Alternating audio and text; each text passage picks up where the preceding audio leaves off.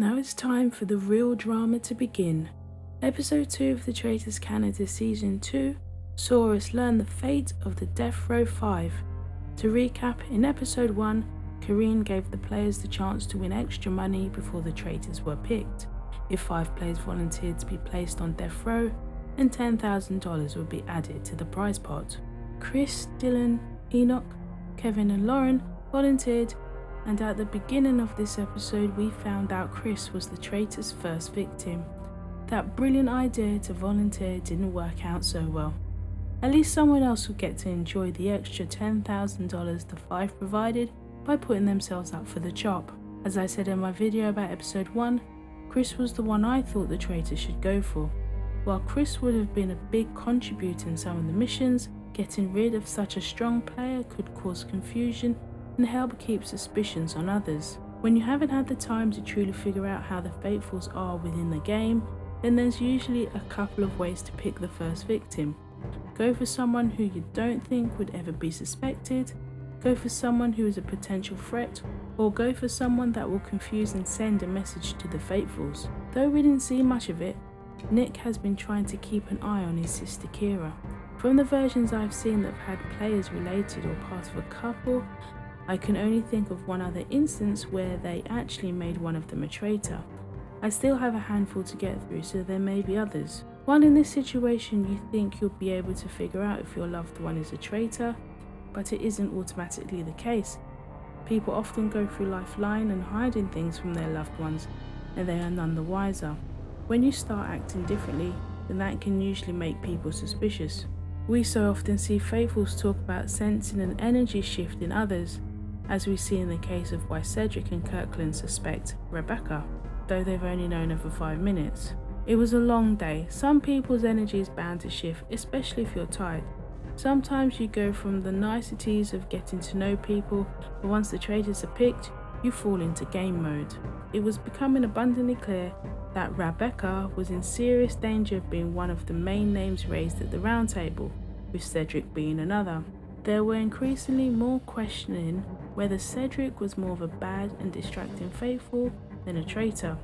As a traitor, you welcome the early distraction Cedric has brought. He's been one of the main people saying Rebecca's name, while also making himself appear suspicious. It doesn't even need the others to think he's a faithful. If the other faithfuls sense Cedric is making it hard for them to actually find traitors, they'll vote him out anyway. So you guys better watch it, because people are going to be more focused, because I was the distraction, but I'm not the distraction anymore. Let's see how long that lasts.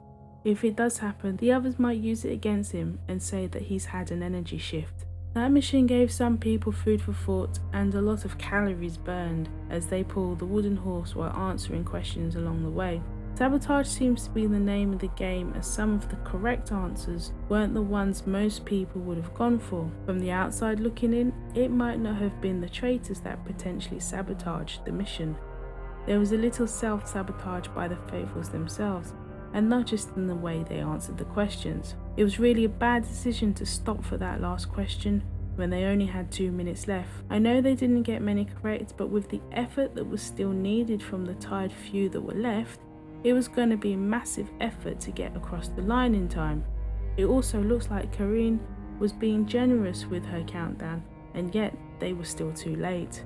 Their failure to cross the line in time meant they didn't add any money to the prize pot, and no one had access to the shield. I'm wondering how much more juicier the roundtable discussions really were. Did the edit deprive us from something because it looked like it was going somewhere? No surprise that during the roundtable, Cedric and Rebecca's names came up. Mike's name also came up in the votes, and we also saw votes for one of the traitors. I think the same thing too, but I'm not voting for Cedric. I'm voting for Michael. And I've been watching you, and your answers seem rehearsed and just, yeah. Okay. I didn't expect that, as I thought he was going to vote for Cedric given what Mike said at the start of the roundtable discussions. Mike wasn't the only one, as Enoch also voted for Michael.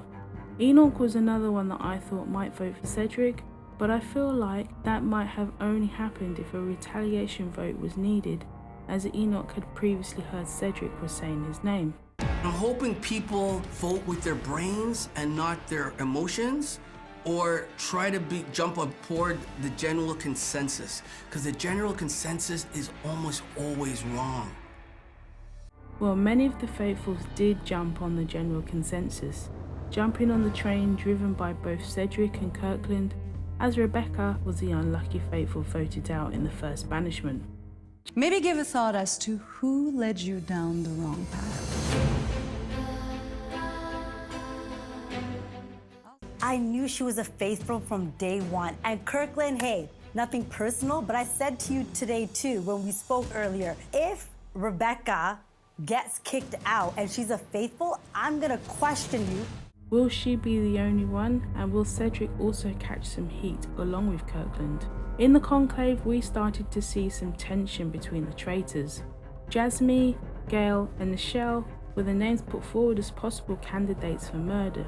I'm not sure who I think would be the better choice to go for. I'm surprised someone like Mary Jo wasn't a consideration. From the clip, she seems very analytical despite her vote for Rebecca, and I think she could be dangerous the more the game goes on. Kira wanted to keep the more physical faithfuls to help gain more for the prize pot, and included the ex-pro wrestler Gail amongst those. Kira shouldn't have mentioned one of the reasons for keeping Gail around for a possible recruitment, seeing as the majority of times there's been a recruitment has come following a traitor banishment. Michael, who was already nervous because he was voted for that night, sensed something and got defensive. Michael really wants Gail gone. Even though she voted for Michael, not Michael, he sees her as a threat to him. Though he's sounding a bit paranoid because he thinks Gail is plotting against him because they haven't really spoken. Michael's name could start to gain traction, but I don't think it will necessarily need Kira and Neda's help to do so. Are you open for Michael?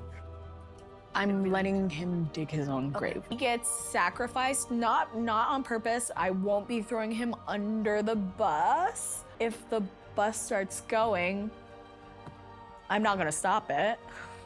I don't think Mike will have the influence to gather votes against Michael, plus he's suspected by many.